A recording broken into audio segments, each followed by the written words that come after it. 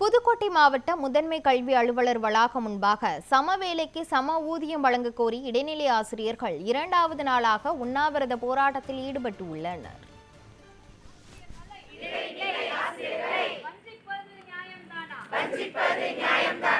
பட்டய படிப்பு தகுதிக்கு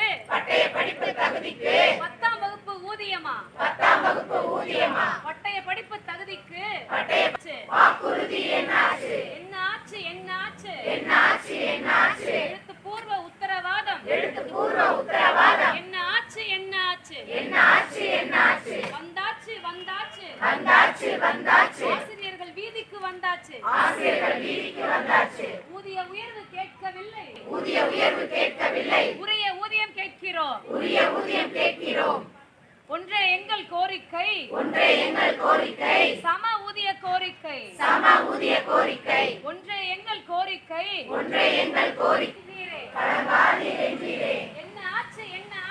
என்னாச்சு போட்ட குழு என்னாச்சு போட்ட குழு என்னாச்சு படை பத்தலையா கேட்கலையா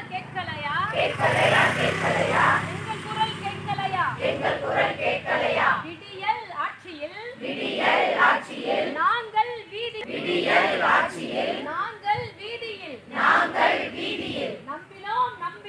நம்பினோம் சம வேலைக்கு சம ஊதியம் வழங்க கோரி இடைநிலை ஆசிரியர்கள் இரண்டாவது நாளாக புதுக்கோட்டையில் உண்ணாவிரத போராட்டத்தில் ஈடுபட்டு வருகின்றனர்.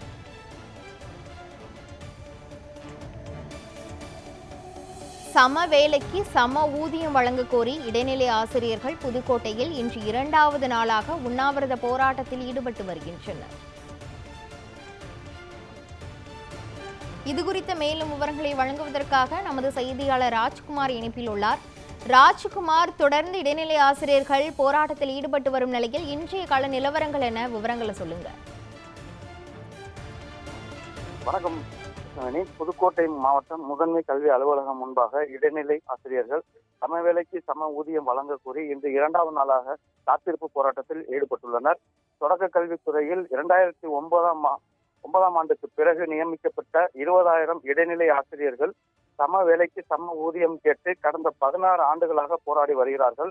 அதாவது கடந்த 2009 31ஆம் தேதி 5ஆம் மாதம் முன்பு நியமனம் செய்யப்பட்டவர்களுக்கு 1/6/2009க்கு பிறகு நியமனம் செய்யப்பட்டவர்களுக்கும், அதாவது ஒரு நாள் இடைவெளியில் நியமிக்கப்பட்ட ஆசிரியர்களுக்கிடையே 25,000 ரூபாய் ஊதிய வித்தியாசம் உள்ளது என்றும் இந்த ஊதிய முரணை களைய கோரித்தான் கடந்த 16 ஆண்டுகளாக விடுமுறை நாட்களில் போராடி வந்த ஆசிரியர்கள் தற்போது பள்ளி திறந்தும் இதற்கு ஒரு முடிவு கிடைக்காமல் போராட வேண்டிய சூழலில் ஏற்பட்டுள்ளதாகவும், 10ஆம் வகுப்பு முடித்து 12ஆம் வகுப்பு முடித்து ஆசிரியர் பயிற்சி முடித்தும் தகுதி தேர்வு எழுதி நியமனம் தேர்வை எழுதி பல கட்ட தேர்வுகளுக்கு பிறகு நியமனம் செய்யப்படும் இடைநிலை ஆசிரியர்களுக்கு 8ஆம் வகுப்பு படித்தவர்களுக்கான அடிப்படை ஊதியமானது வழங்கப்படுகிறது.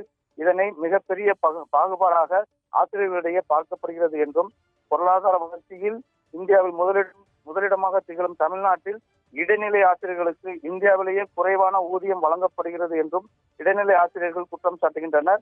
இந்திய அரசியல் அமைப்பு சட்டத்தில் சொல்லியிருக்கக்கூடிய சம வேலைக்கு சம ஊதியம் என்பதற்கு முரணாக ஆசிரியர்கள், அதாவது இடைநிலை ஆசிரியர்கள் பாதிக்கப்பட்டிருக்கிறார்கள் என்றும், திமுக அரசு தனது தேர்தல் வாக்குறுதி 311 இடைநிலை ஆசிரியர்கள் கோரிக்கைகள் உடனடியாக நிறைவேற்றப்படும் என்று கூறியிருந்தார். அந்த தேர்தல் வாக்குறுதியை நிறைவேற்ற வேண்டும், சம வேலைக்கு சம ஊதியம் வழங்கப்படும் என்றும் கூறியிருக்கிறது. எனவே பாதிக்கப்பட்ட இடைநிலை ஆசிரியர்களை விரைந்து அழைத்து பேசி முடிவு காண வேண்டும் என்றும் தமிழக அரசை வலியுறுத்தி இந்த போராட்டத்தில் ஈடுபட்டுள்ளனர்.